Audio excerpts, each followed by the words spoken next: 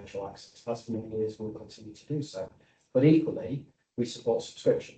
So for us, our approach is about giving choice, and we think that's really important.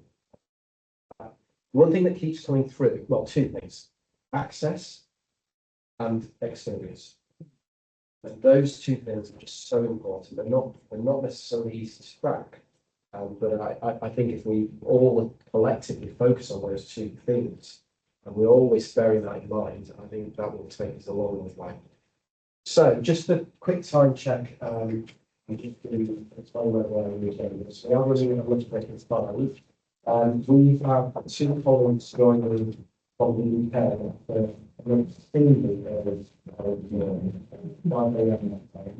so we do need to start that session promptly at 2 o'clock because it's too late for us to now let them sleep in. So that means we are going to take a shorter lunch break. My apologies in advance for that. Isabelle, we think this session will probably finish around 1:20. Yeah, it depends how much people want to talk. So I don't have too much to say, but yeah. So if we assume this session will finish at 1:20, there or thereabouts, that'll leave us 40 minutes for lunch, and then we'll start at 2 o'clock for the AI session. Thank you. Hello again, everyone. So for this session, I thought I'd spend about half the allocated time also giving a brief recap of some of the newer features and functionality available within the system.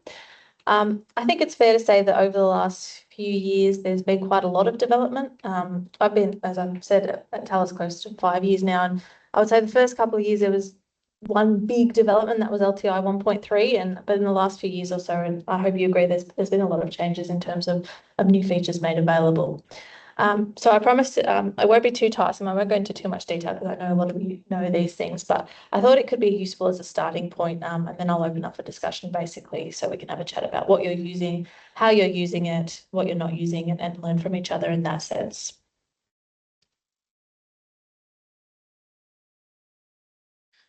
So as you'll see on the slide, I've tried to focus on features which are all quite big new features, but also important to note these are all optional features. So there have been several other changes within the system you might be able to think of, such as the new bookmarking workflow. But given that that is imposed on you in a welcome way, I hope, I wanted to just touch on features that are available to you that you may not be using yet or still having a think about. So we've got discovery integrations. Now, these are only available with certain discovery systems, but I'm fairly confident that we're covering everyone who is in the room at least. Let's see. Mandatory importances, Talis Engage, and finally, of course, most recently, tagging, although I know there was quite a bit of discussion about that yesterday as well. So just to sort of recap, currently available, discovery integration is currently available for Primo, EDS, WorldCat and Summon customers. Essentially, this integration works via an API, so we do need some information from you first to set this up. But once it is enabled, it means that when someone clicks add resource from within a reading list, they will see a pop-up modal and they can perform a search in there. And when they do that, what they are actually searching is your own discovery layer. So that should pull through electronic items like books, journal articles, videos, documents, anything available electronically in your discovery layer. As you may know, if you don't have this enabled, clicking add resource searches Nielsen book data instead, which has been a long-standing way that this feature has worked. So that integration is with Nielsen book data, but it also connects to your holdings in the sense that it will tell you your users whether or not the library owns your edition of a book or not. So essentially allows you to add books that you do and don't own into the reading list from the reading list. So no need to use the extension to bookmark. You may have heard us say this before, but this discovery integrations were really built on the question of how can we make it as easy as possible for academics to add library resources to their reading lists. So it's trying to help with academic engagement because using the extension, as we saw from the Leeds-Beckett findings, that can be a roadblock for some, but it's also trying to bring people back to your holdings to say, okay, well, what can I teach with that the library already owns? So there are further developments currently going on in this area. So you'll soon be able to search multiple sources, as Scott mentioned. So rather than being limited to either Nielsen book data or your discovery layer. You can enable both of these, which I know some of you in the room have asked for. So that's good. So overall, we certainly have many customers who have enabled the integration with their discovery system. I would say that some of the common queries we occasionally get are things like, why is the metadata different from something when I add something from the discovery integration as opposed to when I bookmark it via the extension? The simple answer is usually because, typically because they're just pulling from completely two different sources of data. So the discovery integration uses the APIs and the bookmarking extension scrapes the page for data based on bookmarking classes that we've set up in the background. Moving on now to mandatory importances. So a lot of people are aware of importances in your reading list. So being able to set an item according to an importance that you pre-configured for your tenancy. So essential or recommended, for example, two commonly used importances. And the idea is that you apply them to reading list items to guide students on their reading. No, okay, this is what you need to read, this is what you could read, etc. So what we introduced was the ability to make these mandatory, so if you wish them to be. So what that means in practice is that when someone adds a new item to a reading list, either via the bookmarking extension or from the My Bookmarks area, or via add resource. So we somewhat recently closed the loop on this too, which I think is good. So they'll have to select an importance for that item before they can add it to a list. So this was introduced to really help the library with your purchasing decisions. So if you've got academics editing their own lists, if you want them to tell you how important the text is, it kind of forces them to do that, at least at the point of creating a new item. So I think quite a few institutions in the room might be making use of this already. And it's something that I would say since we've brought in, I haven't heard anything much about it. So I think that it's working as it should, but it would be good to hear from people. Certainly it's straightforward. We switch it on. Suddenly you have to, choose an importance for any new items that you add. The only thing it does not cover is older items. So if there are items already on reading lists, before you switch this on without importances, when those lists get rolled over, items will remain without an importance. There is a prompt in place in the sense that when you click publish on the list, it will pop up and say, you have X number of items without an importance. Do you want to set an importance or do you just want to proceed with publish? Then that's in place because we couldn't see how we could force people to set importances for hundreds of items potentially on the list. That's mandatory importances. So if you were at our Insight event last year, I think Engage was quite new at that stage. So I think quite a few people mentioned at the time that they'd like to see what comes of it and that they would likely be something that we would discuss more. I'm not sure if there is a lot to discuss, so it will be good to find out. We can talk about it in the discussion perhaps, but just as a sort of overview of what that is, if you switch Talis Engage on, you have the ability to upload a file to a reading list item. So without Engage, you can't upload anything to a reading list item. It just works by the links. So the file upload itself supports quite a large number of file types, things like images, PowerPoint documents, Excel spreadsheets, MP3s. And the other element of Talis Engage is that the uploaded items are hosted within a player that allows you for social annotation, highlighting those kinds of things. So you can highlight within the document, you can leave comments, you can like people's comments. I've got a screenshot on the slide where you can hopefully see that. Now with Talis Engage, you do have some control over the settings. So for example, you can only allow the upload of files against items which have an ISBN or DOI present. And when this is the case, it goes through copyright clearance system. So you could just have that, or you could also allow the upload of files against other resource types as well. And items which go through the copyright clearance route will appear in the normal copyright clearance instance. Any other items, like if you allow the upload against any file type?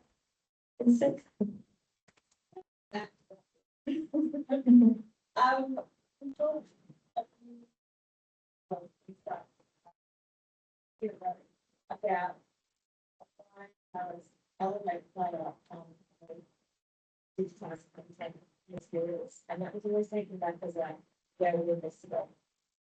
Yeah, that's a good question. I'll ask that. So yeah, I haven't heard too much about it, but I think it is a good suggestion. Yeah, I'll raise it with Scott and get back to you.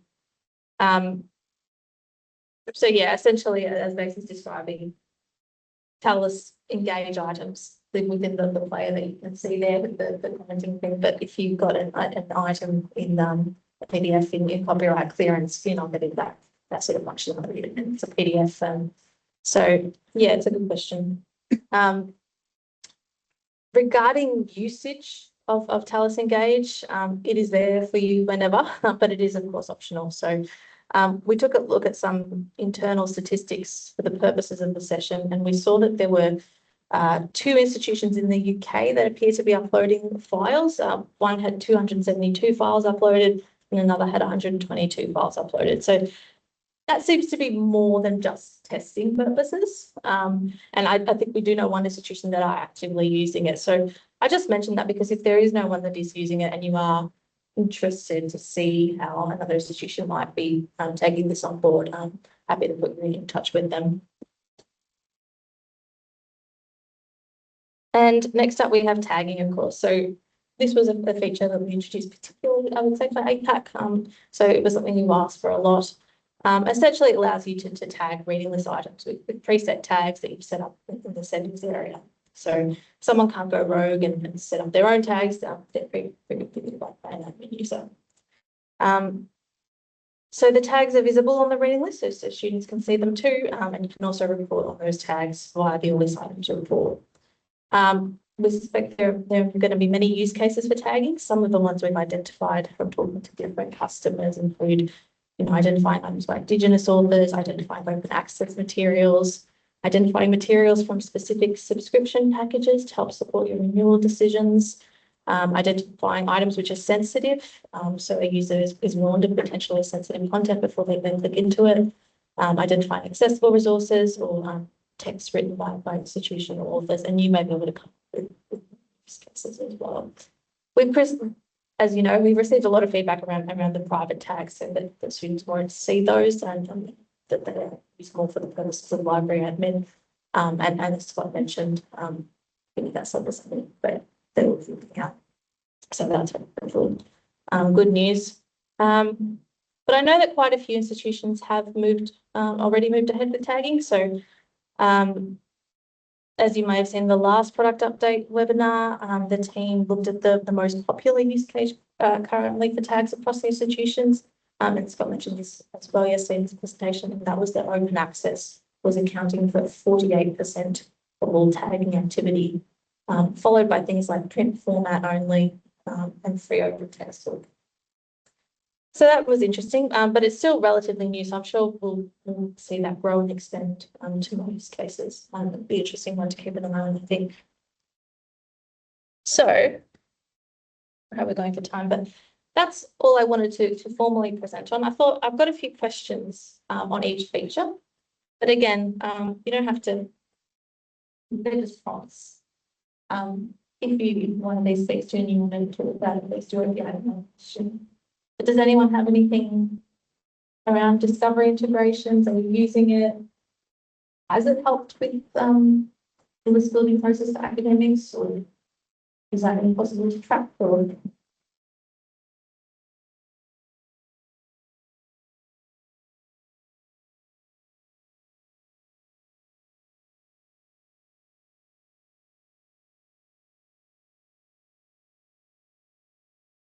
everyone wants one?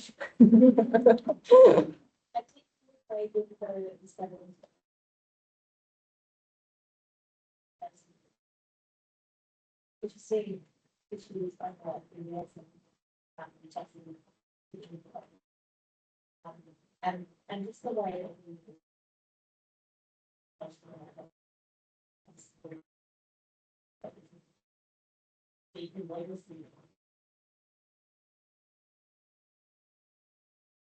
was really good.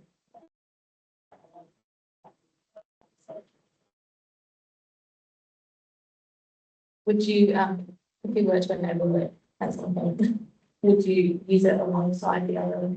Yes, most of them. Like to create whatever.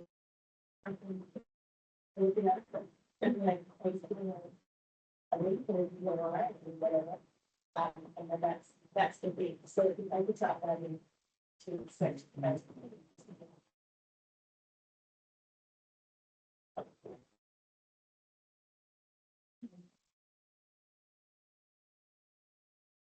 Yeah, as I say, it might be a way, if we, I mean, I've had this experience with voice things, extensions can be tricky, if you're using a different computer, then the extension's not there, you can't remember how to get the extension, right? So, yeah, it is as easy as possible, instead of putting in this extension.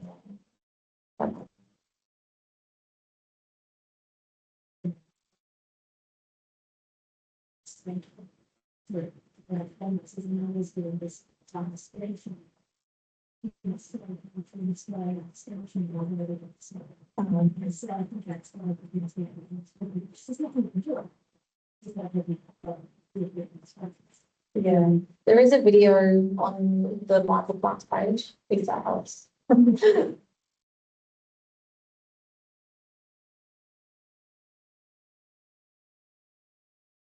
Mandatory importances.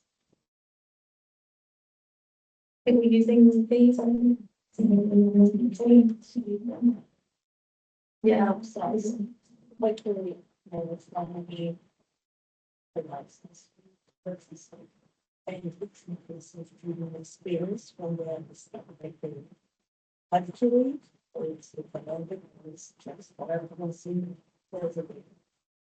yeah, and that is a lot of research on reading this has shown that on the industry provided because have you tackled older items without importances, or you just left them? Have you had a project of going back and Every time you need access to it, you see it's going for this baby, yet it was probably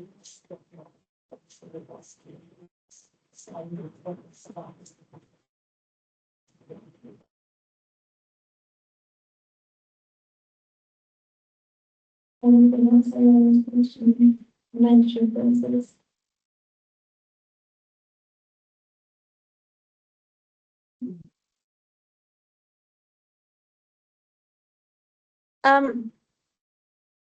Talis engaged. So I think that the feedback I've received is, you know, that it's the copyright that's one of the reasons that probably not a lot of effort taking this up.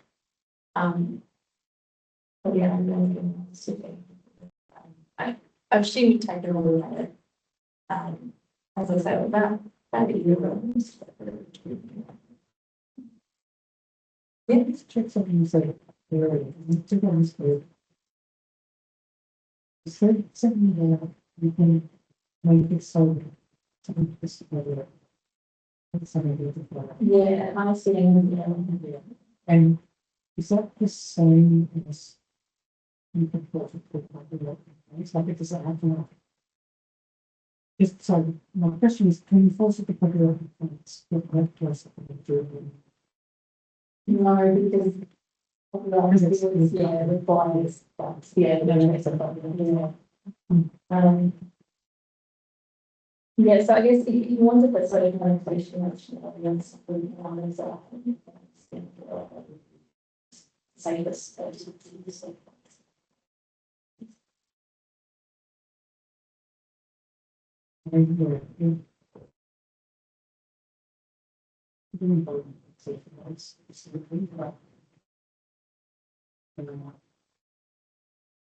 There's, you know, it's then moving into like, you know, getting things events.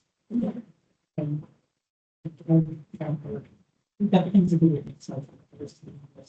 Yeah. Are we doing social intention? Is that a thing that they yes, we need to do some significant for elements. And so I think I suspect that's the Yeah, that makes sense. I think, yeah, the other thing I would say is at least this is, you're not paying extra for this, so if, you know, sometime down the track, you're not going to be paying for one, I mean, it depends on salary. If you are paying for a social intelligence room at the institution. Well, I was happy for well, that's what I'm checking. Yeah, it is available. As part of the Talis program.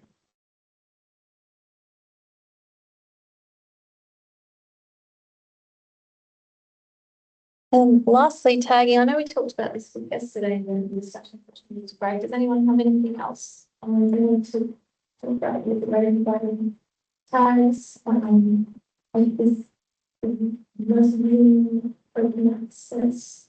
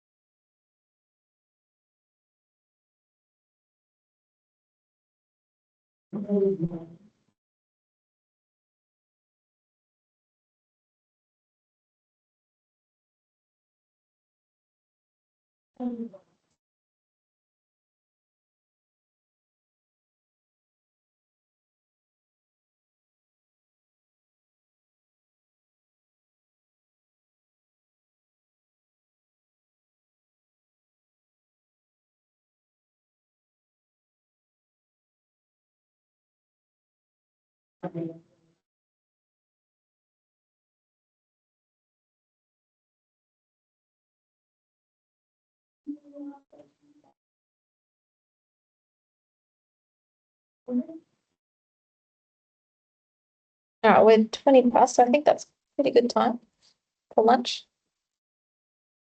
Yeah, so if we can